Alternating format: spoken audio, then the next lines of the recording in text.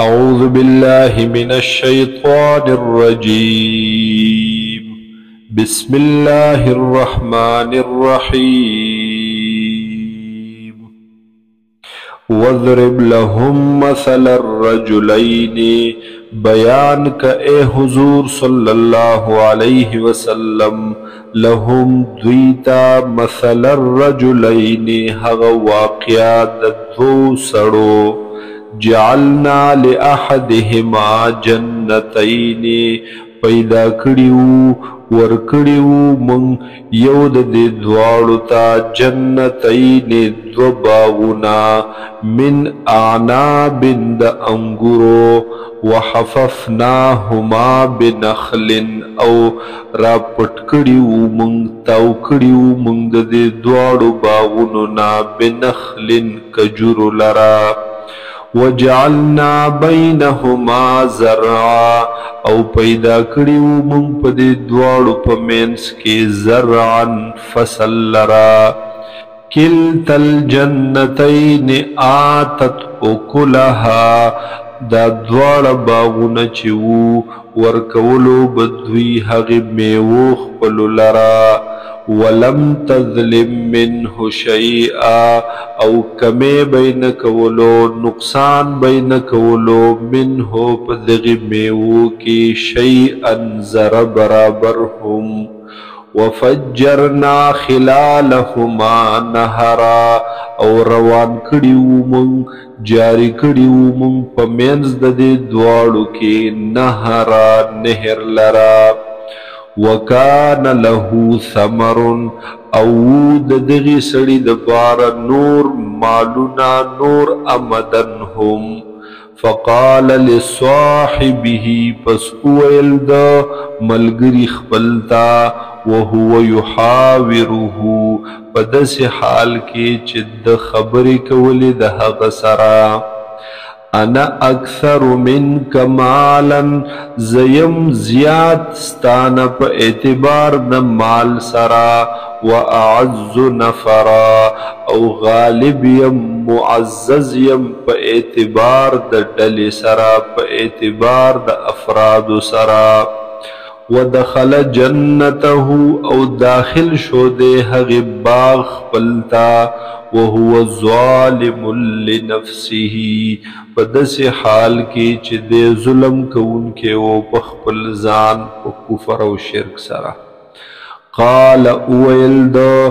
ما اظن ان تبید هذه ابدا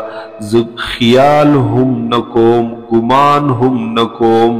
ان تبیدا چه هلاک بشی هذه دا هرسا ابدا حس کلا وما اظن الساعة قائمتا او ز گمان نکوم پا قیامت چرا بشی چه واقعا بشی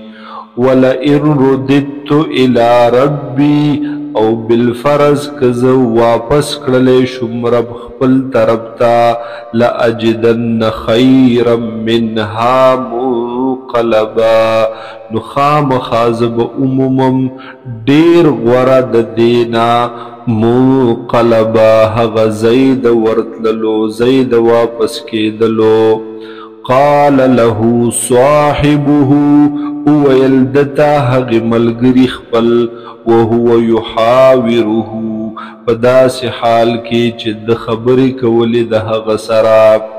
اکفرت بالذي آیات انکار کې د هغې ذات نه تو کفر کې په هغې ذات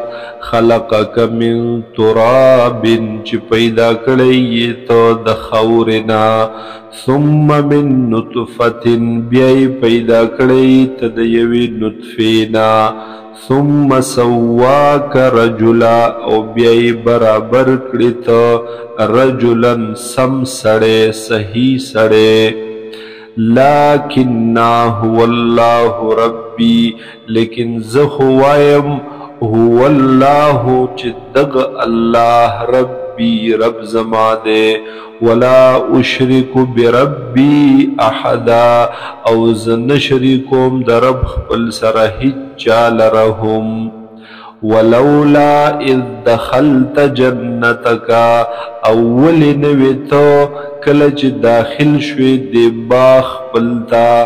قلتا چه ویلے ویتا